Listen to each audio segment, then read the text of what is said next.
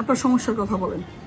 আমার বেশিরভাগ সাদা স্রাবটা দিয়ে আমি আজকে 2 বছর মতো নিকুল কাটতেছি, মানে ওষুধ যতক্ষণ খাই ততক্ষণ আমার সাদা স্রাবটা। কি ওষুধ খান সাদা স্রাবের জন্য? মানে আমি হোমিও খাইছি, তারপরে আবার কতগুলা মানে সাদা স্রাবের ফাইল দিছিল। ফাইল মানে কি? এগুলো বনাজি ফাইল। বনাজি ওষুধ খাইছেন? আচ্ছা আচ্ছা। সাদা স্রাব কি চুলকানি আছে? চুলকানি নাই, শুধু সাদা স্রাবটা যখন ভাঙে তখন আমার জ্বরের মুখটা একটু হালকা হালকা টন টন। আচ্ছা, এটা কি টাইমটা দেখছেন কোন সময়টা বেশি ভাঙে? 2 মাসের মাঝামাঝি নাকি আগে পরে? এখনো ফ্যান ভিজে গেছে। না বুঝছি তো, কোন টাইমে বেশি ভাঙে? 2 মাসের মাঝামাঝি একটু হিসাব করে দেখছেন? আপনার তো মাসিক নিয়মিত না অনিয়মিত? না, প্রতি মাসে আমি একদম টাইমলি হয়। আপনি খেয়াল করছেন যে সাদা স্রাব বেশি ভাঙার কতদিন পরে মাসিকটা হয়? আপনার ধরেন না সপ্তাহখানে যাইলে তারপর আবার শুরু হয়। আচ্ছা, সাদা স্রাব হওয়ার কতদিন? সাধারণত 10-12 দিন পরে মাসিক নাকি আরো দেরি করে হয়? মাসিকের কতদিন আগে সাদা স্রাব বেশি ভাঙে? 10-12 দিন আগে থেকে ভাঙে। আচ্ছা, ঠিক আছে। তারপরে মানে আমার বেশি না, মাসের মধ্যে মানে আমি 2 সপ্তাহ বা 1 সপ্তাহ ভালো থাকি, আর আমার এগুলো যাইতেছি। আচ্ছা, ঠিক আছে। এগুলোর কারণে আমার হাত পা ভাঙি চুরি আসে, সকালে আমার হাত পা ওগুলো বটি বটি আসে। আচ্ছা, এখন আমি একটু কথা বলি, আপনি মনোযোগ দিয়ে শুনেন। আপনার সাদা স্রাবে কোনো দুর্গন্ধ বা রক্ত মিশ্রিত না? পুজ যায় না? সাদা স্রাবের ইয়াটা কি? অনেক সময় দেখি পানির মতো যায়, অনেক সময় দেখি সর্দি হলে যেমন তেমন। হ্যাঁ, এরকমও যায়। আচ্ছা, একটু মনোযোগ দিয়ে শুনবেন। আচ্ছা, এটা হলো আমাদের জরায়ু, এটা হলো মাসিকের রাস্তা। আপনার সাদা স্রাব তো মাসিকের রাস্তা দিয়ে আসে। জরায়ু এটা হলো, এটাকে সার্ভিক্স বলি, জরায়ুর মুখ।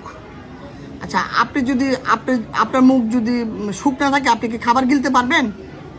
আমার মুখে যদি কোনো স্যালাইভার লালা না থাকে, আমরা খাবার চাবাইতে পারবো? গলা শুকিয়ে আসে না, তখন কথা পর্যন্ত বলা যায় না। অর্থাৎ আমাকে ময়েস্ট হতে হবে, ভিজা ভিজা হতে হবে, নাহলে কোনো খাবার চাবাইলেও এটা গিলা যাবে না। মুখে যদি পাউডার দুধ দেন, ছোটবেলা করছেন 1 মুঠ দুধ মুখের ভিতরে দিচ্ছেন, মুখ গলা আটকায় যাওয়ার মতো হয় না? কারণ এটা পাউডার, যতক্ষণ স্যালাইভা না আসবে এটা অনেক কষ্ট। সেরকম শুষ্ক থাকা, ময়েস্ট না থাকলে প্রবলেম। তাহলে প্রবলেমটাকে সলিউশনের জন্য আল্লাহ এই সাদা স্রাবের ব্যবস্থা করছে। মুখে যেরকম লালা, চোখে পানি, তারপরে নাকে পানি, মাসিক রাস্তাটাও ভিজা থাকবে, পায়খানার রাস্তা তো কিছু পানি আসে। অর্থাৎ আমাদের যতগুলি অঙ্গ প্রত্যঙ্গ শরীরের সার্ফেসের সাথে কমিউনিকেশন আছে, প্রত্যেকটাই একটু ভিজা ভিজা থাকবে, ময়েস থাকবে। কানের সাথে কিন্তু কোনো কমিউনিকেশন না, একটা পর্দা আছে, এর জন্য কান ভিজা না। যেগুলো ওপেন আছে, ভিতরের সাথে বাইরের সংযোগ আছে, সবগুলি কেমন থাকে? ভিজা থাকে। ভিজা থাকাটাই ন্যাচারাল, এটাই প্রাকৃতিক, এটাই সুন্দর, এটাই আপনার জন্য কমফোর্টেবল। তো এই কারণে আপনার সাদা স্রাবটা যায়। সাদা স্রাব কোত্থেকে আসে? আমাদের যে জ্বরের মুখটা আছে না, মুখে অনেক গ্ল্যান্ড থাকে, সেখান থেকে সিক্রেশন আসে, সেটা দিয়ে মাসিক রাস্তাটা ভিজে ভেজে থাকে। যদি আজকে ভিজে ভেজে না থাকতো, আপনি মেলামেশা অসুবিধা হইতো, চলাফেরার অসুবিধা হইতো, আপনার অলওয়েজ একটা বার্নিং সেন্সেশন, জ্বলনি হইতো। আমার হাজবেন্ড এখানে থাকে না, হাজবেন্ড না থাকলে কি হবে? আপনার তো আপনার জৈবিক চাহিদা, আপনার চিন্তা, আপনার সেক্সুয়াল ডিজায়ার কিছু তো বন্ধ নাই। হাজবেন্ড নাই, কিন্তু আপনার এগুলি তো সবগুলি প্রসেসগুলি চলতেছে। আপনার হিউম্যান বিং, আপনার খাওয়া চলতেছে, ঘুম চলতেছে, আপনার শরীরের সিক্রেশন চলতেছে, মনের ভিতরে যে হাজবেন্ডের জন্য অনুভূতি সেগুলি চলতেছে। যখন যে কোনো মানুষ সেক্সুয়ালি ডিজায়ার ফিল করে এবং অনেক ডিজায়ার ফিল করলো, তার এখানে গ্ল্যান্ডগুলো উত্তেজিত হয়ে বেজানাটা ভিজে যায়, সেটা একটা সাদা স্রাবের কারণ।